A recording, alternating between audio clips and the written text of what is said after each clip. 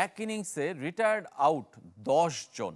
শুনতে অবিশ্বাস্য মনে হলেও সত্য ঘটনা, যা ঘটেছে নারী টি-20 বিশ্বকাপে। থাইল্যান্ডে কাতারের বিপক্ষে আরব আমিরাতের নারীদের প্রত্যেকেই স্বেচ্ছায় আউট হয়েছেন। ক্রিকেটের রিটায়ার্ড হার সবসময় অনিচ্ছাকৃত। কারো ইনজুরি বা অসুস্থতায় মাঠের বাইরে চলে যেতে হয়, কিন্তু সেটা যদি হয় ইচ্ছাকৃত আর 10 উইকেটের সবগুলো যদি রিটায়ার্ড আউট হয়, তাহলে কেমন হয়? ম্যাচ জিততে অনেক কৌশলের কথা এর আগে শুনলেও আরব আমিরাত নারী দল যা করলো তা বিশ্বে বিরল। খেলাটা নারী টি-20 বিশ্বকাপের বাছাইয়ের এশিয়া অঞ্চলের। থাইল্যান্ডের ব্যাংককে প্রতিপক্ষ ছিল কাতার।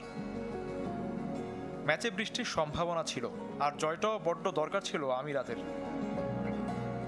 মাঝপথে ইনিংস ঘোষণার নিয়ম না থাকায় কোচ আহমেদ রাজার বুদ্ধিতে ক্রিজে থাকা 2 ওপেনার সহ একে একে 10 ব্যাটার মাঠে নেমেছেন আর আহতের অভিনয় করে ফিরেছেন ড্রেসিং রুমে।